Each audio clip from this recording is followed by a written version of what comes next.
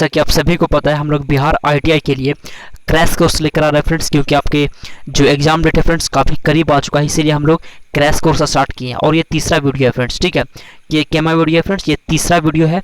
और ये सभी प्रश्न जितने भी इसमें प्रश्न दिए जाएंगे वो सभी प्रश्न मोस्ट इंपॉर्टेंट है जो एग्जाम में पूछता है, ठीक है।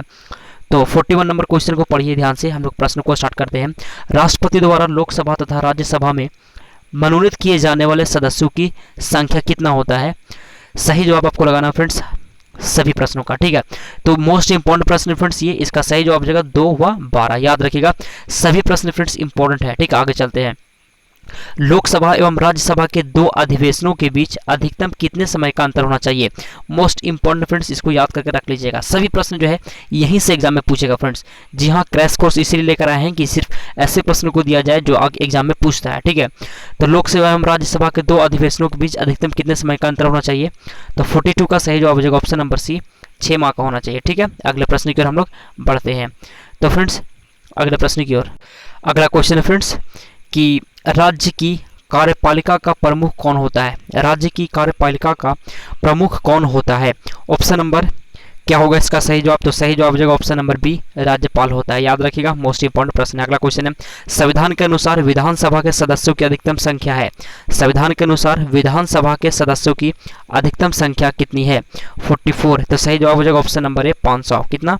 Option number A 500। अगले प्रश्न की ओर चलते हैं। वर्तमान में भारत में कुल कितने राज्यों में विधान परिषदें विद्यमान है?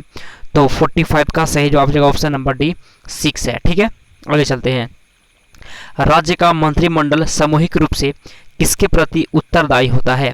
राज्य का मंत्रिमंडल जो होता है सामूहिक रूप से किसके प्रति उत्तरदायी होता है? 46 का सही जवाब हो जाएगा ऑप्शन नंबर है विधानसभा के प्रति। आगे चलते हैं। अगला क्वेश्चन है कि विधानसभा के वर्ष में कम से कम कितने अधिवेशन होने अनिवार्य हैं? विधानसभा के कम से कम कितने अधिवेशन होने अनिवार्य है फ्रेंड्स? मोस्ट इंपॉर्टेंट प्रश्न है, ठीक है। तो 47 का सही जवाब हो जाएगा ऑप्शन नंबर है कम से कम 2 अधिवेशन होने अनिवार्य है, ठीक है। अगला क्वेश्चन है, किस राज्य में विधानसभा सदस्यों की संख्या सर्वाधिक है? सही जवाब बताइए।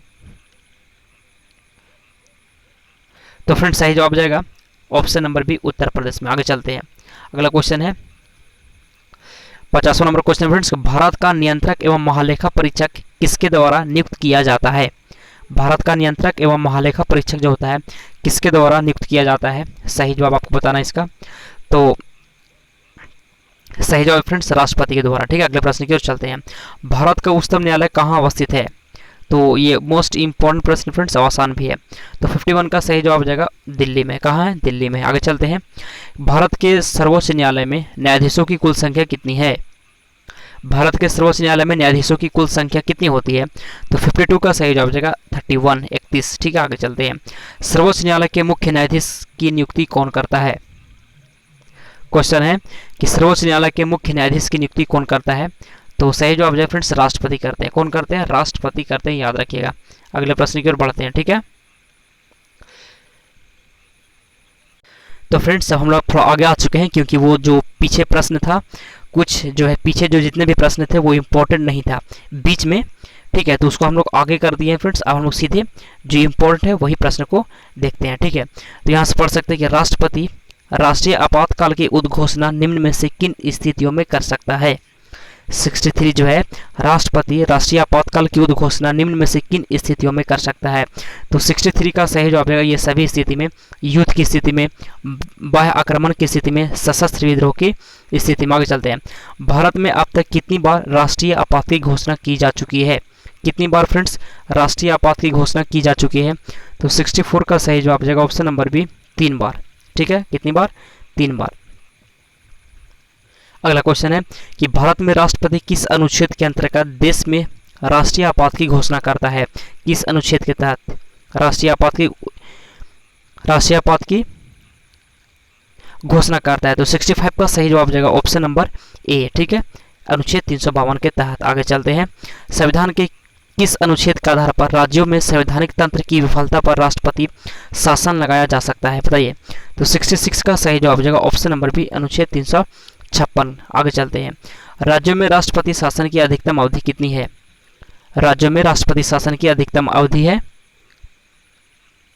तो सही जवाब हो जाएगा 3 वर्ष। आगे चलते हैं। 68 संविधान के किस अनुच्छेद के आधार पर देश में वित्तीय आपात की घोषणा की जा सकती है? तो 68 का सही जवाब जो ऑप्शन नंबर सी अनुच्छेद 360।